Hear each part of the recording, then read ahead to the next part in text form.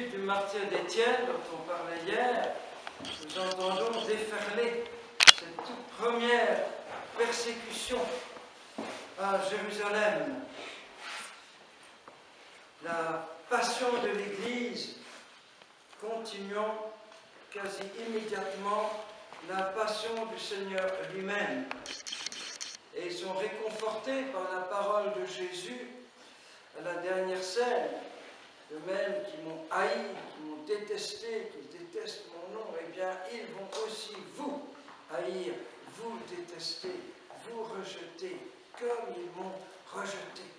Et ça a été leur consolation de penser que justement, ils partagent, ils continuent dans le monde cette passion qui sauve le monde. Et nous voyons immédiatement un des effets de cette persécution violente, la persécution prototype de l'Église, après celle de Bethléem, évidemment, les saints innocents, c'est l'exil. Voilà.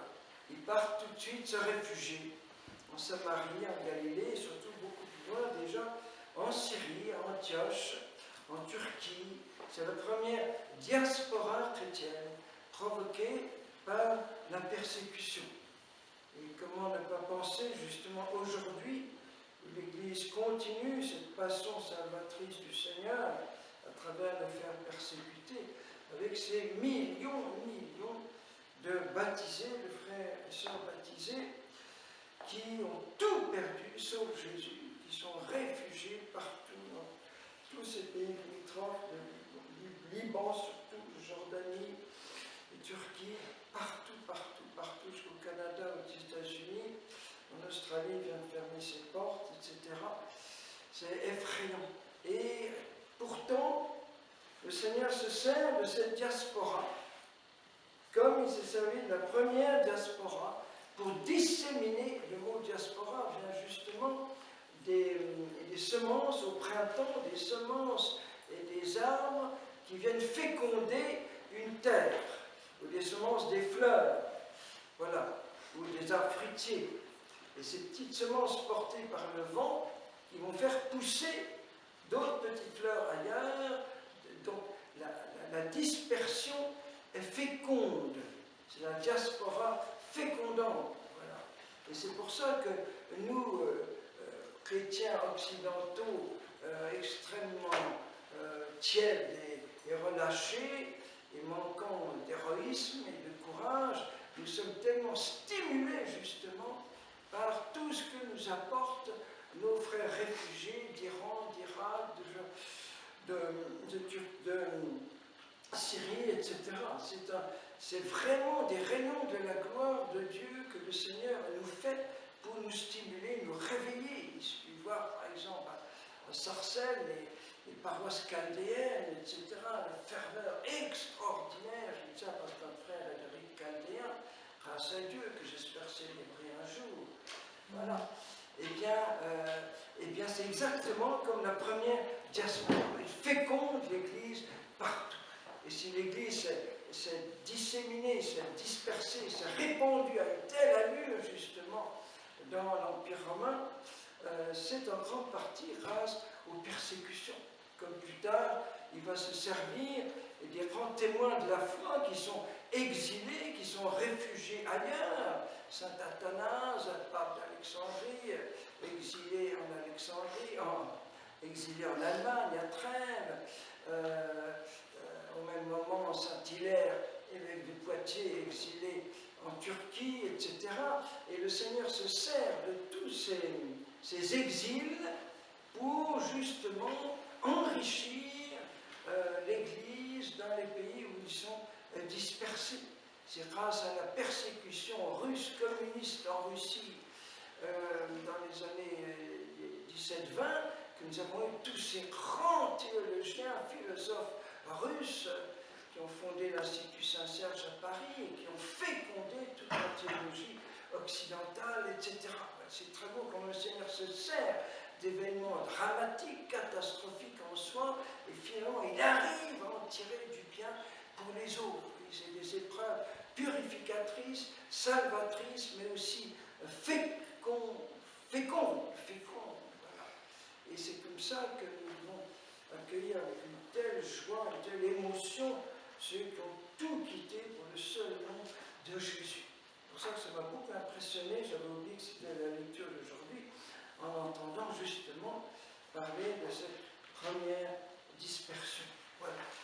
Mais je voudrais vous dire quelques mots, enfin, de la grande catéchèse de Jésus sur l'Eucharistie, que nous avons toute cette semaine. Voilà.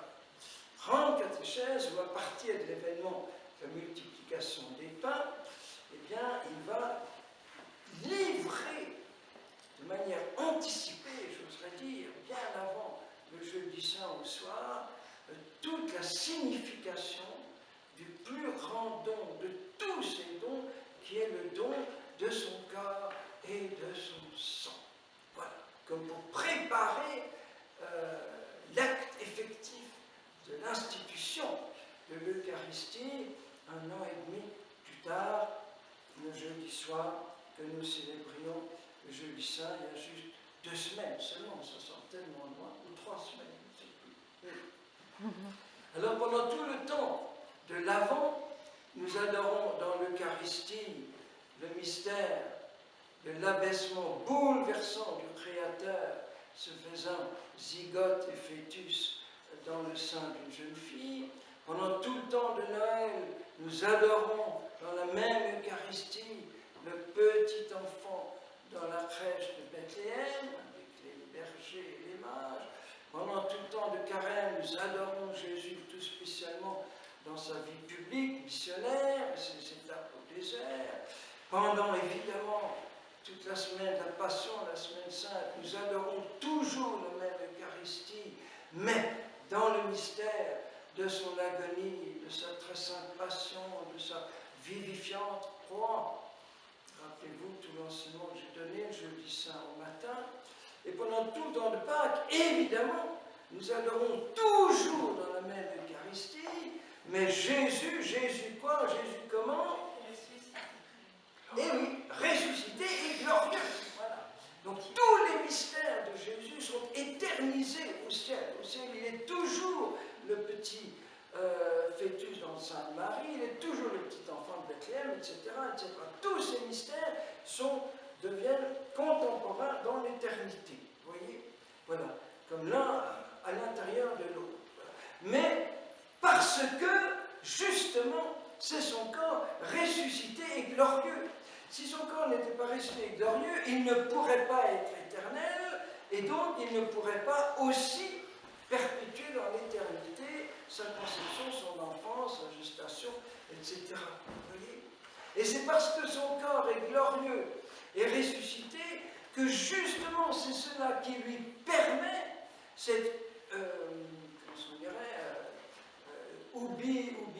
ubilocation, pas bilocation, mais est partout présent dans la même Eucharistie, à travers tous les temps et à travers tout l'espace. C'est parce que son corps glorieux est au ciel qu'il peut faire qu'il soit partout présent sur la terre où un prêtre vient le consacrer. Donc c'est la condition, il faut qu'il soit ressuscité et glorieux. Sinon il n'y aurait aucune Eucharistie, et il n'y aurait aucune Église, bien sûr, nous ne serions même pas là, aucun de nous. Voilà, Jésus serait perdu dans le sable de l'histoire. Une petite phrase dans un historien juif et romain, Flavius Joseph, et puis c'est tout. Voyez, voilà. Et à l'Ascension, que nous allons bientôt fêter, il y a ce double mouvement bouleversant qui prend mon corps de chair et l'éternise au ciel en pleine Trinité. Ça fait que depuis l'Ascension, Dieu n'est plus pur esprit, il y a des mains, des oreilles, un nez, une bouche, des yeux et des cheveux, glorifiés bien sûr, au cœur de la Trinité. Et c'est parce que tout notre corps est assumé au ciel qu'il peut nous laisser sur terre son corps de chair reçu de Marie, maintenant glorifié, donc éternisé.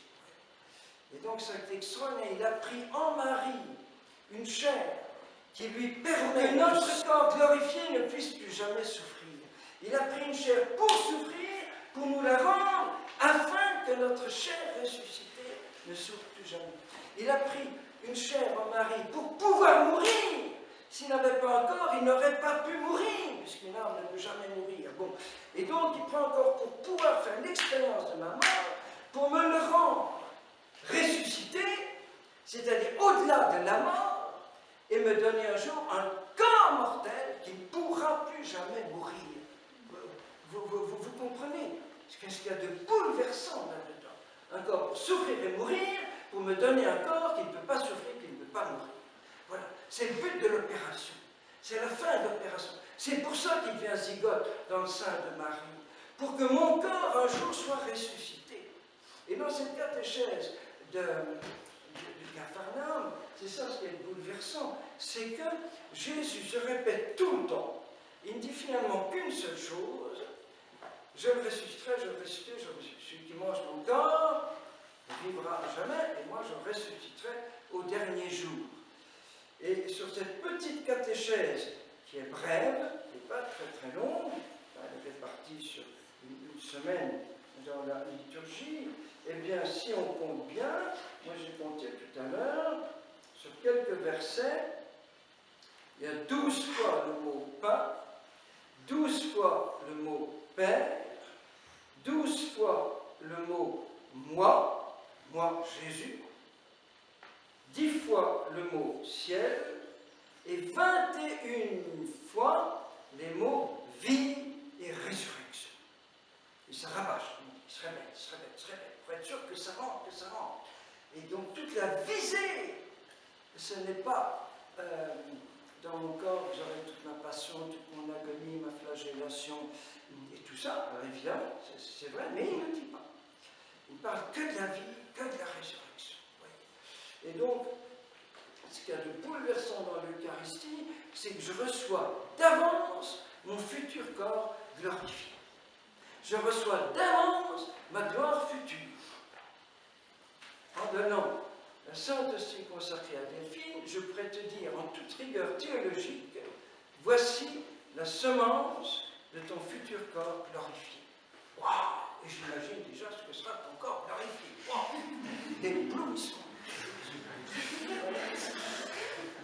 Et c'est extraordinaire, parce que ça devient une impossibilité biologique, physique, pas métaphysique, une impossibilité biologique, physique, anatomique, que mon corps, qui aura reçu le corps même du ressuscité, ne ressuscite pas à son tour. C'est impossible. Une chair qui a reçu comme une semence en elle la chair du ressuscité du matin de Pâques, cette chair doit forcément ressusciter. Vous comprenez? Parce que j'ai en moi, dans ma chair, dans mon sang, le sang immortel, qui a déjà traversé la mort, qui est à jamais vivant. Le sang immortel de Dieu se mélange à mon sang, quel que soit mon groupe sanguin. D'ailleurs, sur le même de Jésus, sur Saint-Suaire ou un autre, ça marche pour tous les groupes sanguins. Voilà. Le sang de Dieu, le sang immortel de Dieu. C'est pour ça que Saint Ignace d'Antioche, grand martyr syrien, quand il écrit aux Romains, il parle justement du sang de l'immortalité, voilà, du sang de l'amour incorruptible, encore mieux, le sang de l'amour incorruptible. Voilà. Et ça, c'est bouleversant. Voilà. Ma chair qui se sera mélangée à la chair de Jésus au matin de Pâques, cette chair ne peut pas ne pas ressusciter. Voilà. Impossibilité biologique. Mais c'est bouleversant quand vous y pensez.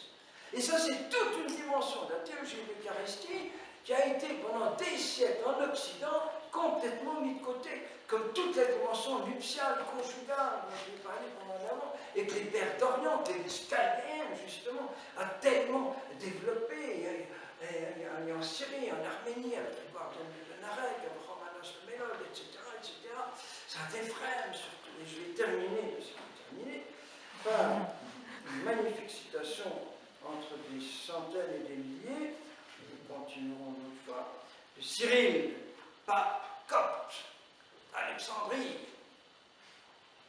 nous ressusciterons. Puisque le Christ en nous, par sa propre chair, puisque le Christ est en nous par sa propre chair. Il est même impossible que la vie avec grand V ne vivifie pas ceux en qui elle se trouve.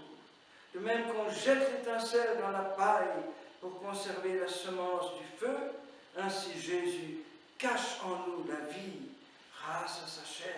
Il a enfoui comme une semence d'immortalité et qui nous délivre de toute la corruption. Voilà. Un dernier mot à Sylvie, 13 ans. Maman, l'Eucharistie, si on n'en mangeait pas, c'est comme si on était morte. Amen. Amen.